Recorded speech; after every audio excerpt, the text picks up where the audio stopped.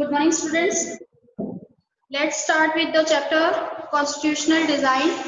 Today we will discuss the last topic of this chapter, that is Preamble and Institutional Design. So let's start with Preamble.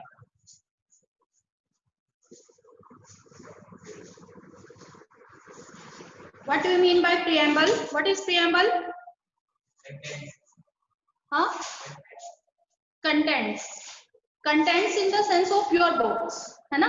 But when we ask about the preamble of the Constitution, then you will yes. Short statement that give the basic principal information of our Constitution. Yes, right. Write down. It is a short statement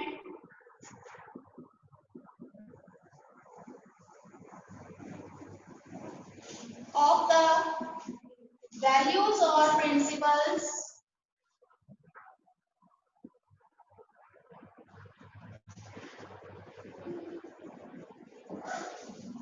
of Indian Constitution.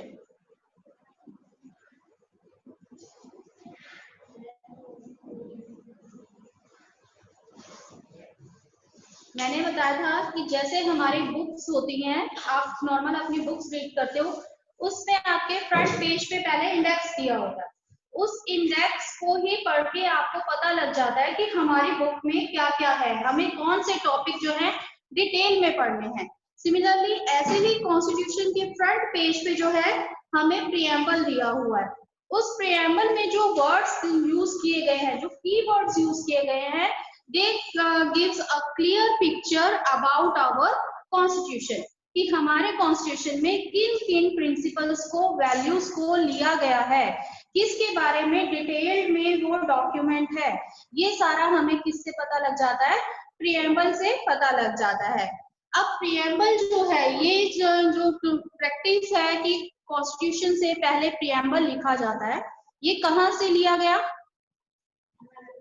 American model से।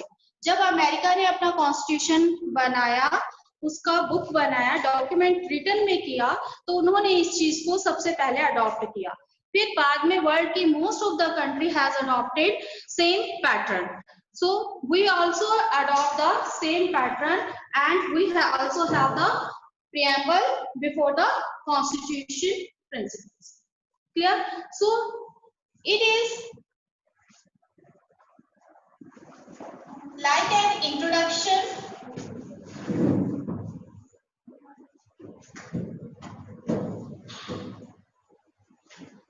एक introduction की तरह है ये, जो हमें constitution के बारे में पूरी नॉलेज से देता है। Secondly, it is like a poem on democracy. Democracy है क्या? हमने किन वैल्यूज को, डेमोक्रेटिक कंट्री जब हमने अपनी कंट्री को बनाया तो हमने किन वैल्यूज को अडॉप्ट किया। एक तरीके से ये एक पोएम की तरह उसमें लिखा गया है, ठीक है? उन वैल्यूज को हमने इसमें लिखा है। Next, it provides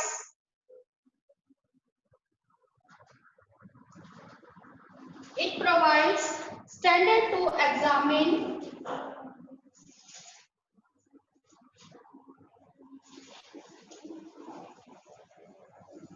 examine and evaluate any law and action of government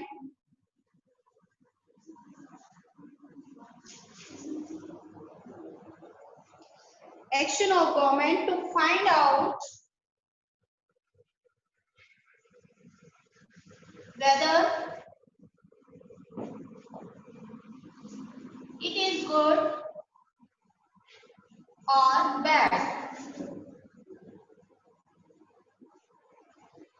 constitution में जो हमें राइट्स दिए गए, प्रिंसिपल्स दिए गए, उसके अकॉर्डिंग हम ये एग्जामिन करते हैं कि जो गवर्नमेंट फॉर्म हुई है, हर 5 साल में यहाँ गवर्नमेंट चेंज होती है ना? ये भी हमारे कॉन्स्टिट्यूशन में ही ऐड किया गया कि हमारी गवर्नमेंट जो है वो कैसे फॉर्म होगी और कितने ईयर्स के लिए होगी।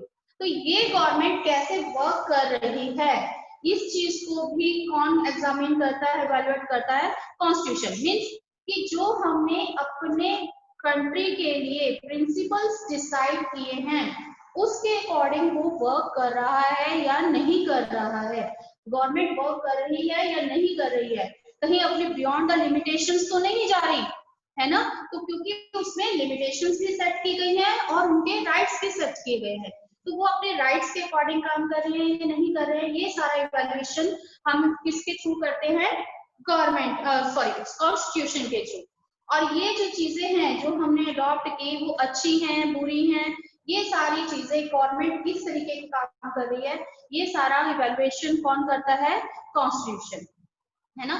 नेक्स्ट जो कमिंग चैप्टर्स है उसमें हम देखेंगे, जब हम इंस्टीट्यूशंस को डिटेल में पढ़ेंगे तो हम देखेंगे कि गवर्नमेंट कैसे वर्क कर रही है, गवर्नमेंट अपने राइट से बियॉन्ड तो नहीं जा रही। अब इस चीज को कौन चेक करेगा, कॉन्स्टिट्यूशन की बुक आकर तो नहीं चेक करेगी उसको कि गवर्नमेंट कैसे काम कर रही है, लेकिन उसमें राइट्स लिख दिए गए हैं, लिमिटेशंस लिख दी गई है। अब उसके अकॉर्डिंग चेक कौन करता है उस चीज को, जुडिशरी, ठीक है ना, जुडिशरी चेक करती है, विद द सिटीजन्स चेक करते हैं कि गवर्नमेंट हमारे राइट्स को वायलेट तो नहीं कर रही। तो ये सारा जो है हम अपने कॉन्स्टिट्यूशन के अकॉर्डिंग उनकी परफॉर्मेंसेस को चेक करते हैं, ठीक है। इसको हम फर्दर जब हम अपने इंस्टीट्यूशंस जो चैप्टर है वो करेंगे तब हम इसको अच्छे से डिटेल में और करेंगे। Now come to the preamble. Preamble जो है उसमें मैंने आपको कहा था कि कुछ की वर्ड्स हैं जिनके मीनिंग आपको पता होने चाहिए कि हमने अपनी कंट्री में कौन कौन सी वैल्यूज को प्लेस किया है। तो सबसे वर्ड आता है इसमें We the people of India। तो यहां से हमारा फर्स्ट वर्ड आता है We the people of India। To whom there is refers to the people। यहाँ people किसके लिए लाया गया है, कौन है भाई यहाँ पर We the people of India।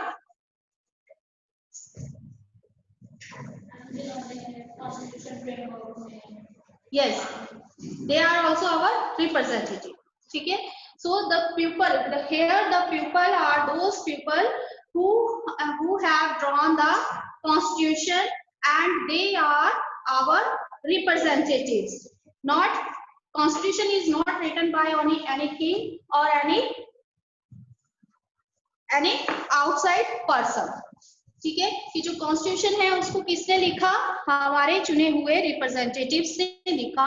और यहाँ पर ये we the people of India उसी को रिप्रेजेंट कर रहा है कि हमने इंडिया के लोगों ने ये कॉन्स्टिट्यूशन बनाया है, ना कि किसी किंग या फिर कोई बाहर के पर्सन ने। क्लियर हुआ। नेक्स्ट आपका इसमें आता है we the people of India having solemnly resolved to constitute India into a sovereign socialist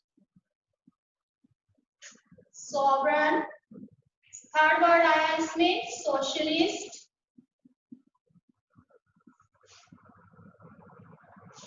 secular,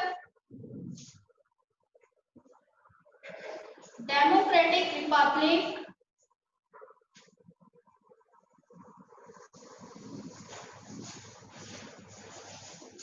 पहले के मीनिंग सीखते हैं, republic and to secure to all its citizens. तो सेकेंड लाइन में हमारे जो की वर्ड्स हैं दैट इज सॉवरन। सॉवरन का मीनिंग क्या है, what do you mean by sovereign,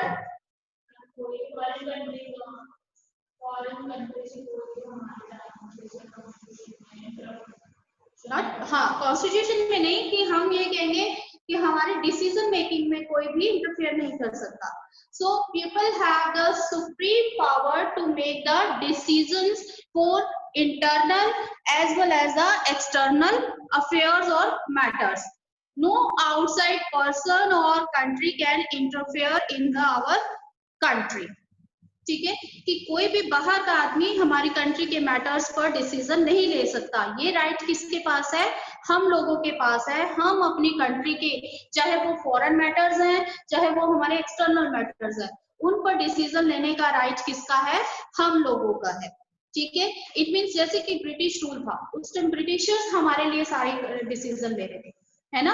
हम इंडिया के लोगों को इतने राइट नहीं थे कि हम अपनी ही कंट्री के लिए डिसीजन ले सके। तो इस चीज को कि बाहर की कोई फिर से कोई ऐसी पावर हमारी कंट्री में इंटरफेयर ना कर सके, इसके लिए उन्होंने क्या वर्ड जोड़ा, सोवरेन, कि हम अपने आप में क्या है, सेल्फ कंट्रोल है हमारा, हम सेल्फ सफिशिएंट है अपने डिसीजन मेकिंग। क्लियर हुआ ये पार्ट। नेक्स्ट आता है सोशलिस्ट। सोशलिस्ट में सोशलिज्म यानी कि जितने भी मैटर हैं, वहां पर जितने भी हमारे सब्जेक्ट्स हैं, मैटर हैं, उनमें क्या लाया जाएगा, सोशलिज्म, यानी प्राइवेटाइजेशन को क्या किया जाएगा, अवॉइड किया जाएगा। कि एक ही क्या होता है कि जब प्राइवेटाइजेशन होता है तो जो मनी का एक्युमुलेशन है वो कुछ एक लोगों के हाथों में चला जाता है, and they became strong, they became wealthy, so they can misuse their power through their wealth and prosperity। क्या होगा कि जब लोगों के पास पैसा आ जाएगा तो उनके पास अल्टीमेटली क्या आ जाएगी, ताकत आ जाएगी, वो किसी को भी खरीद सकते हैं या कुछ भी, तो उनके पास क्या आ जाती है, एक तरीके से पावर आ जाती है।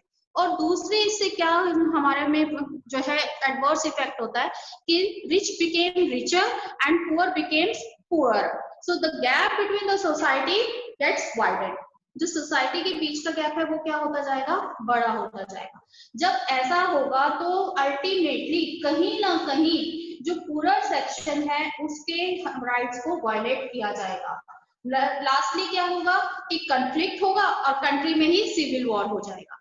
इस चीज को अवॉइड करने के लिए हमने किसको अडॉप्ट किया, सोशलिज्म को, कि यहाँ पर हम इस तरीके का एक स्ट्रक्चर बनाएंगे जिससे प्रॉपर्टी पर सभी का राइट हो। सोसाइटी जो है वो सोशलिज्म बेसिस पर होनी चाहिए। क्लियर हुआ socialist. Now the secular, what do you mean bye secular, what do you mean bye secular, ये हमने किया था, एक क्लास में भी किया था। There is no official religion of the country, आप शॉर्ट में लिख सकते हैं, no official religion of the country.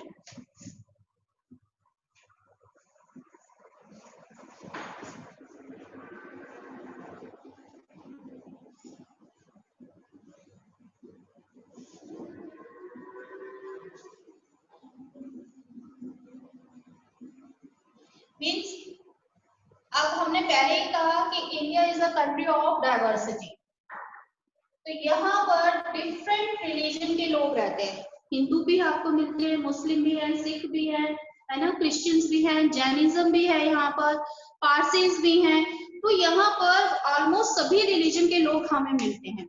अगर ये कंट्री किसी एक रिलीजन को प्रमोट करेगी उसका मीन्स क्या होगा कि हम किसी दूसरे रिलीजन को क्या कर रहे हैं, उसके उन लोगों के इंटरेस्ट को हार्म कर रहे हैं, वायलेट कर रहे हैं। तो फिर वही आएगा कि जब एक सेक्शन को डिप्राइव किया जाएगा, सप्रेस्ड किया जाएगा, तो वो अपने राइट्स के लिए क्या करेंगे, रेवोल्यूट करेंगे। तो इस चीज को अवॉइड करने के लिए यहाँ क्या किया गया कि इंडिया का कोई अपना ऑफिशियल रिलीजन नहीं है। जैसे अरेबियन कंट्रीज है, अरेबियन कंट्रीज में वहां का रिलीजन क्या है, मुस्लिम रिलीजन है ना, वो उसी से बिलोंग करते हैं। कि वहां पर एक लॉ बनाया गया है कि अगर वहां पर सपोज कि हिंदू के धर्म के लोग भी रहते हैं तो वो अपने रिलीजन को सिर्फ अपने घरों में प्रैक्टिस कर सकते हैं, पब्लिकली नहीं कर सकते। पब्लिकली जो है वो वहां पर सिर्फ मुस्लिम रिलीजन ही प्रैक्टिस होगा, है ना। ऐसे ही आप वेस्टर्न कंट्रीज में जाओ, वहां के लोगों का जो कंट्रीज हैं वहां का रिलीजन क्या है, क्रिश्चियनिटी है ना।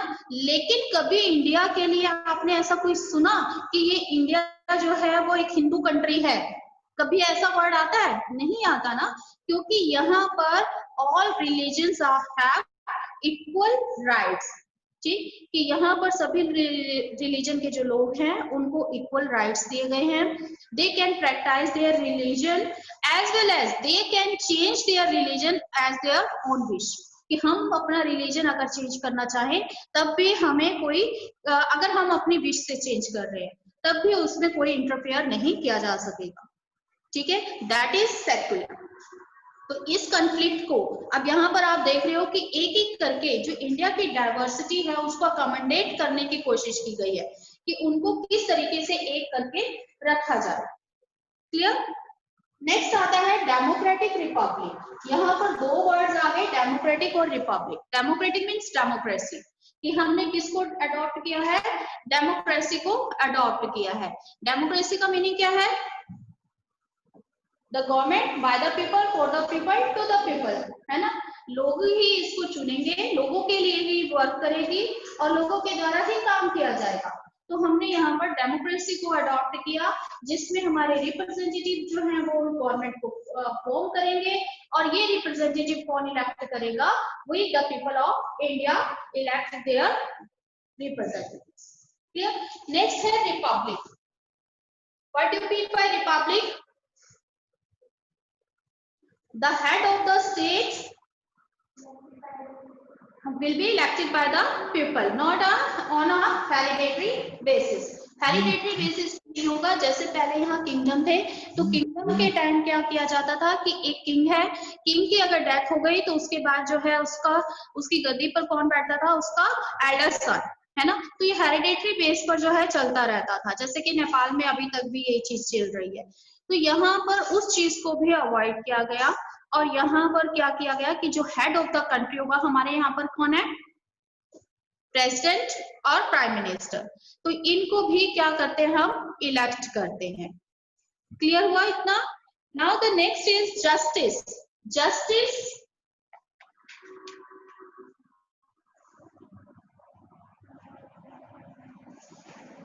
हमने अपना जुडिशरी सिस्टम इतना स्ट्रॉन्ग बनाया कि यहाँ पर सबको क्या मिलेगा? जस्टिस मिलेगा।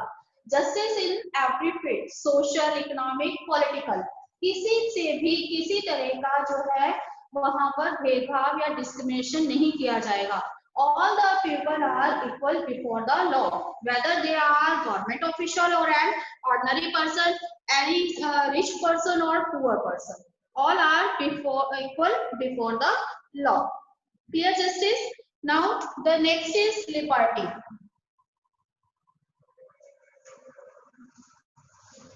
Liberty means freedom, है ना। किस चीज की फ्रीडम? ऐसा थोड़ी ना कि आप आओ और आपस में लड़ने लग जाओ और कोई आपको रोकेगा नहीं, उस चीज की फ्रीडम थोड़ी ना। अब जैसे आप स्कूल में बैठे हो, स्कूल के भी हमने कुछ प्रिंसिपल्स डिसाइड किए हुए हैं, कुछ रूल्स रेगुलेशंस बनाए हुए हैं, लेकिन आप क्लासरूम में बैठे हो आप, तो आपके पास लेकिन ये राइट है, आपके पास ये लिबर्टी है कि अगर आपको कोई चीज समझ नहीं आ रही है, ऐसा नहीं कि मैं बोले जा रही हूँ और आपको सिर्फ सुनना है, ठीक है। वो तो क्या हो गया? वो तो एक तरह की डिक्टेटरशिप हो गई कि मैं बोल रही हूँ और सिर्फ आपको सुनना है, आपको क्वेश्चन करने का राइट नहीं है। लेकिन क्या है हमारी कंट्री में कि हमें फ्रीडम दी गई है, freedom to speech, freedom to express their opinion, कि अगर आपको लगता है कि कुछ गलत हो रहा है या आपको कुछ समझ नहीं आया, तो आप जो है पीसफुली खड़े हो सकते हो और आप मुझसे क्वेश्चन कर सकते हो, है ना। ऐसे ही कंट्री में है कि आपके क्या ओपिनियन है। जैसे अभी हमारी कंट्री में कुछ बहुत सारे चेंजेस हुए, जीएसटी लागू हुआ, है ना, डिमोनेटाइजेशन हुआ, फिर उसके बाद जो है कोरोना काल में भी बहुत सारे चेंजेस हुए। तो ऐसा तो नहीं कि पीएम ने चेंजेस कर दिए और कोई उसके खिलाफ बोला ही नहीं, ऑपोजिशन ने भी बोला, पब्लिक ने भी अपने opinions the through the social media, है ना। लेकिन अगर हम किसी जो है अनडेमोक्रेटिक कंट्री की बात करें, वहां पर लोगों को ये लिबर्टी नहीं है, जो गवर्नमेंट ने या किंग ने कर दिया उसको उन्हें सिर्फ अडॉप्ट करना है। तो हमारी कंट्री में हमें क्या दी गई है?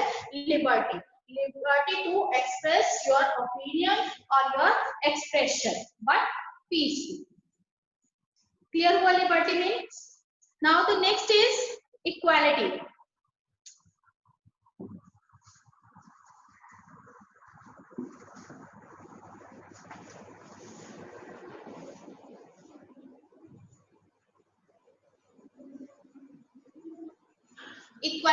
Equality means all the people living in India are equal.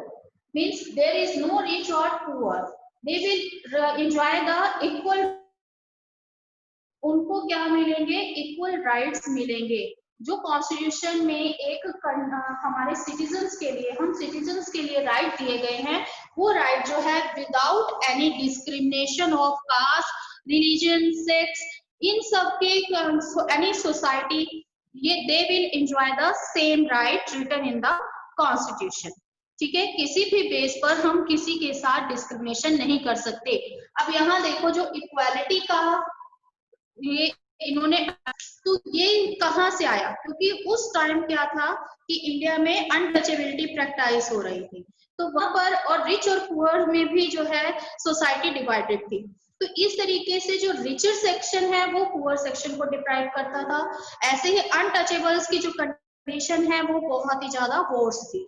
अब उस कोई भी कंट्री तब तक डेवलप नहीं करेगी जब तक उस कंट्री का हर एक सेक्शन डेवलप ना हो, तब तक हम किसी कंट्री को डेवलप्ड कंट्री नहीं कह सकते, फुली डेमोक्रेटिक नहीं कह सकते। तो इस चीज को जो है अपनी कंट्री से रिमूव करने के लिए हमने क्या अडॉप्ट किया, प्रिंसिपल ऑफ इक्वालिटी। ठीक है, now the next is fraternity. Fraternity means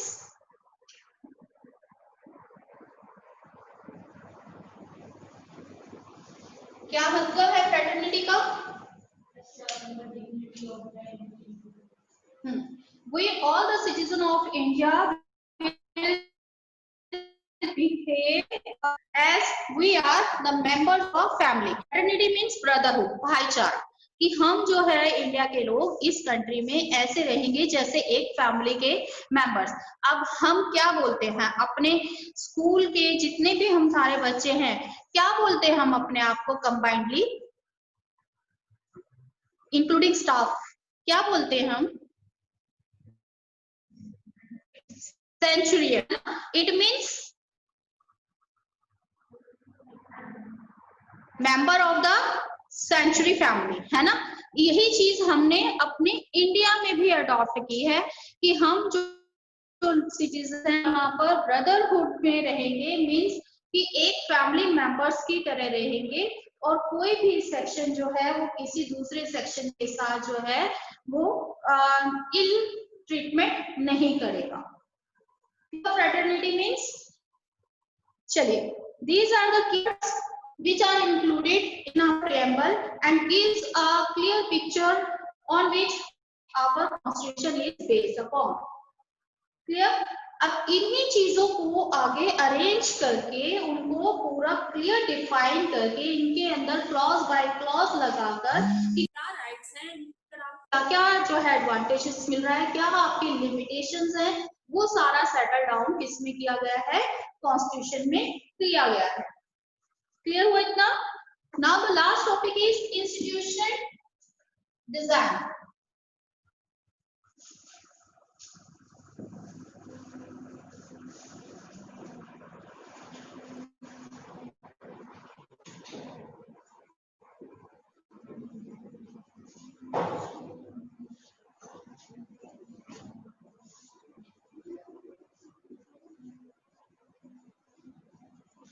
Institutional design means, लिखे, constitution is mainly about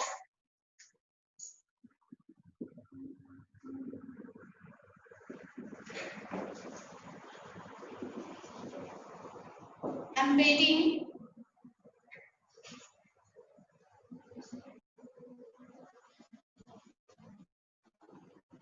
these values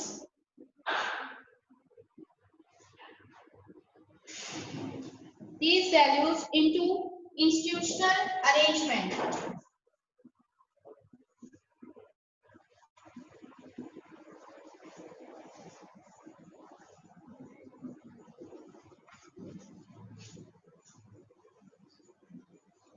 मैंने आपको बताया था जो हमारा इंस्टीट्यूशनल फ्रेमवर्क है उसमें हम क्या क्या इंक्लूड करते हैं, कौन से 3 इंस्टीट्यूशंस है हमारे,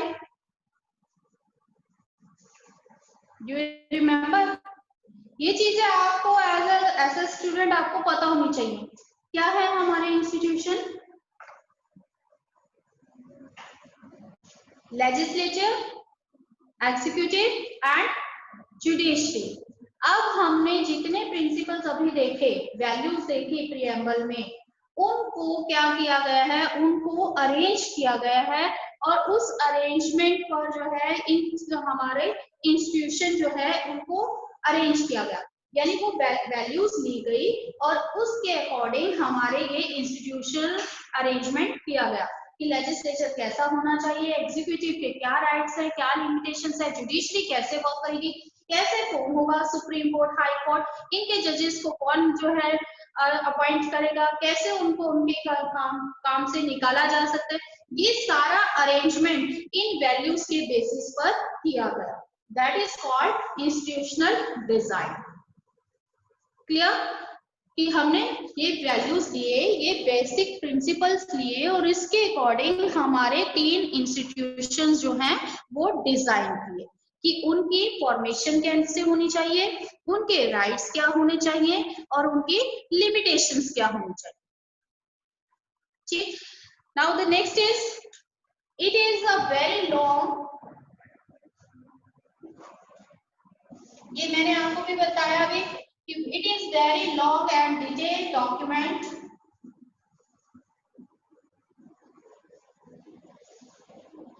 12 bulky volumes are there. पूरा एक एक चीज को, एक एक आर्टिकल्स को वहां पर डिटेल में लिखा गया है कि कैसे क्या चीज होगी, अगर कोई वायलेट करता है अपने राइट्स का तो उसके अगेंस्ट क्या स्टेप लिया जा सकता है। ठीक है, तो ये कौन से सेक्शन के अकॉर्डिंग उस पर केस लगेगा, ये सब चीजें जो हैं पूरी लॉन्ग डिटेल्ड में उसमें कॉन्स्टिट्यूशन में लिखी गई हैं। Third, so therefore it needs to be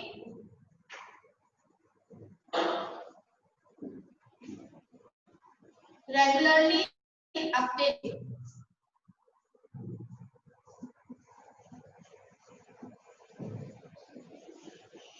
अब यहाँ पर वही सेक्शन आ गया कि हमने कहा था कि कुछ कंट्रीज जो हैं वो अपने कॉन्स्टिट्यूशन को क्या करती हैं, चेंज करती रहती है क्योंकि वो उसे अपडेट नहीं करती, लेकिन हमारे कॉन्स्टिट्यूशन में एक प्रोविजन रखा गया, हम अपने कॉन्स्टिट्यूशन को रेगुलरली अपडेट करते हैं क्योंकि सोसाइटी हमेशा सेम नहीं रहती, सोसाइटी में चेंजेस आते रहते हैं, है ना।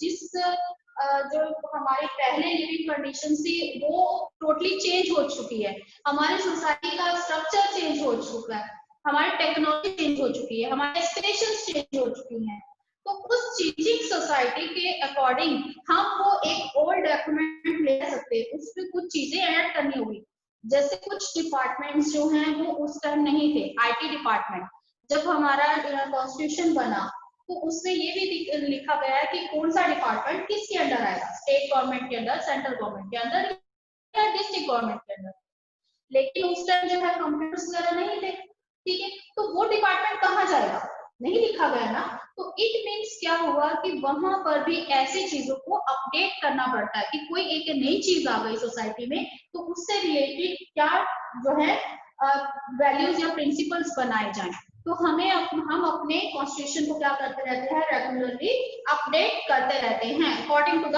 एस्पिरेशंस और desire of the people of the country. So next point is, so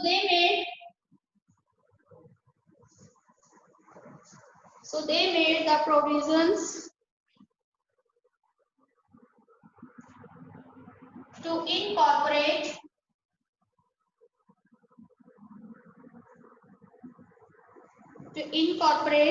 changes time to time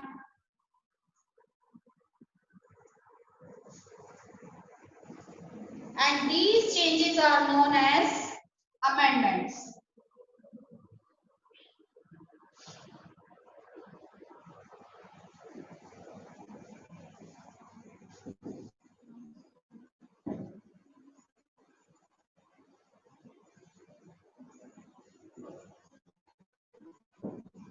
देखिए इसका एग्जाम्पल आप देख सकते हैं कि जैसे हमारी इंडियन सोसाइटी पेट्रियार्चल सोसाइटी है, यहाँ पर जो है बॉयज का राइट होता था पेरेंट्स की प्रॉपर्टी, गर्ल्स जो हैं उनको इस चीज के लिए सफर करना पड़ता था।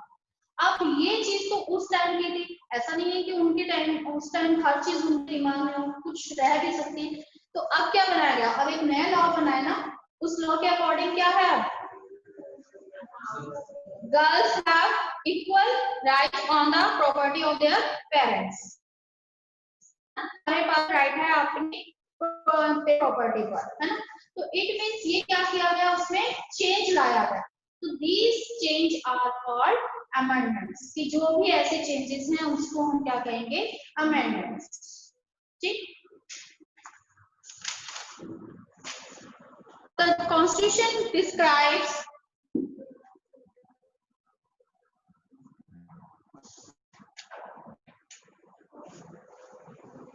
the Constitution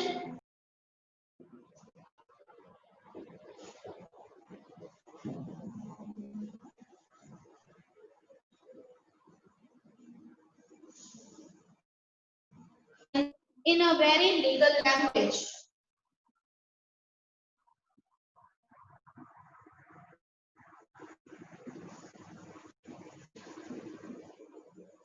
जैसे आपने मूवीज में, सीरियल्स में केस हो, उसमें पूरी लीगल लैंग्वेज में वो जो है अपना डिसीजन देता है ना, under the section of this ये कहा जाता है।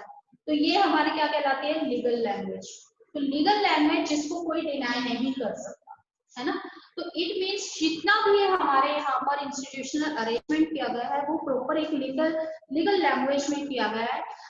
अगर हम एक बारी में उस चीज को पढ़ें, जैसे मैंने पहले भी बोला था कि अगर एक बारी हम उसको खोलकर पढ़ना शुरू करें तो वी कांट अंडरस्टैंड, है ना। तो यहाँ पर इसी तरीके से इसको लीगल लैंग्वेज में लिखा गया ताकि जो है हर पर्सन, हर गवर्नमेंट ऑफिशियल इसको फॉलो करे। अब ये लीगल लैंग्वेज क्या है, इन चीजों को लेकर ये जो है हमारा अरेंजमेंट किया गया। First, how the person will be chosen,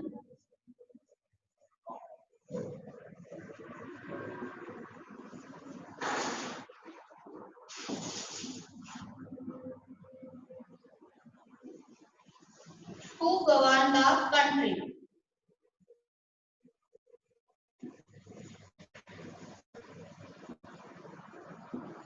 ये में क्या लिखा गया कि कौन उस पर्सन को हम कैसे चूज करेंगे जो हमारी कंट्री को गवर्न करेगा, that is the prime minister.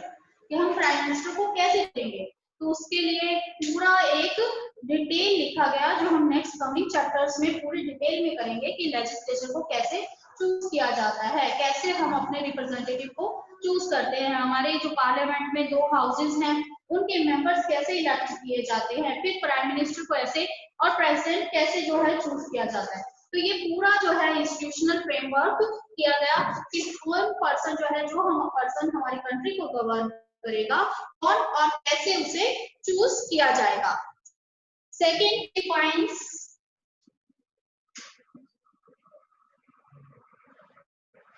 The power of the power to make decisions। अब इससे हमें ये भी बताया गया कि ये जो पर्सन जिनको हम अपनी कंट्री के लिए चूज करेंगे, हमारे रिप्रेजेंटेटिव, ये डिसीजन कैसे लेंगे। अब ऐसा होता है कि प्राइम मिनिस्टर अपने आप से डिसीजन ले लेता है, क्या होता है, कोई भी अगर कोई भी पॉलिसी बनानी है, कोई लॉ बनाना है, उसके लिए क्या प्रावधान है, क्या प्रोविजन है हमारी कंट्री का, मीटिंग किसमें, सबसे पहले बिल पास होगा पार्लियामेंट में, दोनों हाउसेज जो है उसको 2/3 जो है अपना बहुमत देंगे, फिर उसके बाद जो है वो एग्जीक्यूटिव उस पर साइन करेगा और उसके बाद जो है वो इम्प्लीमेंट होगा। पूरा प्रोविजन है ना, कोई एक पर्सन चेंज नहीं कर सकता। जैसे पाकिस्तान के केस में हमने देखा था, वहां क्या था कि जो परवेज मुशर्रफ है उसने अपने आप ही उसमें चेंजेस कर दिए थे, कॉन्स्टिट्यूशन में इस तरीके के चेंजेस कर दिए थे कि वो वहां का जो है प्रेसिडेंट बन गया। यहाँ पर इट मीन्स वहां पर क्या हो गई, अल्टीमेटली क्या आ गई, डिक्टेटर आ गई। कहने को वो डेमोक्रेटिक कंट्री नजर आ रहा है, लेकिन है प्रैक्टिस में वो जो है डिक्टेटरशिप आ गई। तो इस चीज को हमारी कंट्री में ना आगे इस चीज को सेव करने के लिए पूरा प्रोविजन रखा गया कि कैसे जो कंट्री की गवर्नमेंट है वो कैसे डिसीजन लेगी, उनकी पावर जो है किसी एक नहीं दी गई। Next, It defines also for the limit of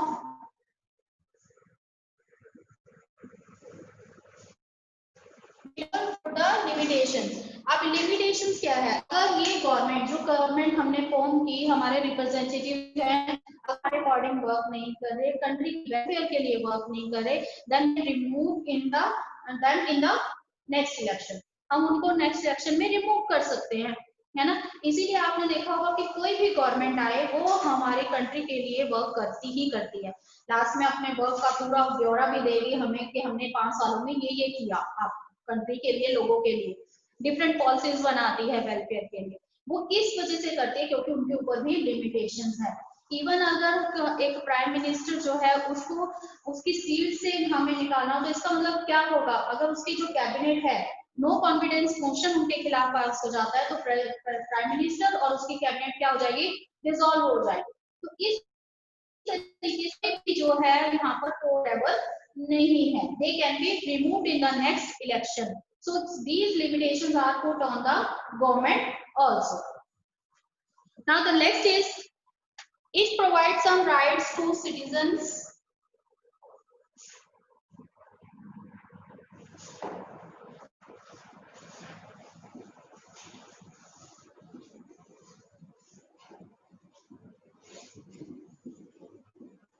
That cannot be violated.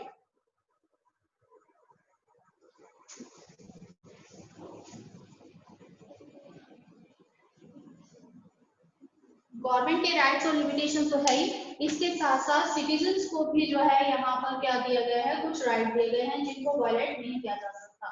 जैसे हमारा राइट टू वोट है वो हमसे कोई नहीं ले सकता. राइट टू इंफॉर्मेशन है. अब जो है गवर्नमेंट क्या कर रही है क्या नहीं कर रही है, हम करते हैं ना कि कई बार अगर हम सेटिस्फाई नहीं है तो हम आरटीआई लगा देते हैं. तो इट मीन्स गवर्नमेंट को आंसर करना होगा उस चीज के बारे में, पूरा डिटेल में हमें बताना होगा कि ये पैसा आया था, कहाँ कहाँ खर्च किया, किसी भी चीज पर अगर हमने उनकी किसी भी उस पर आरटीआई लगाता. तो इट मीन्स हम लोगों के पास भी इतने राइट हैं कि हम उनसे क्वेश्चनिंग कर सकते हैं, अपनी गवर्नमेंट से क्वेश्चनिंग कर सकते हैं. And these rights can not be violated. ठीक है, जैसे अभी right to equality, right to freedom, right to speech, हमने राइट टू रिलीजन, ये सारे राइट्स पढ़े. These rights are given to us by our constitution and that cannot be violated in any manner. अगर ऐसा कुछ होता है तो we can go to the court. Clear? So we will discuss the institutional framework in our coming chapters. Now this chapter is completed. If you have any doubt, now you can ask.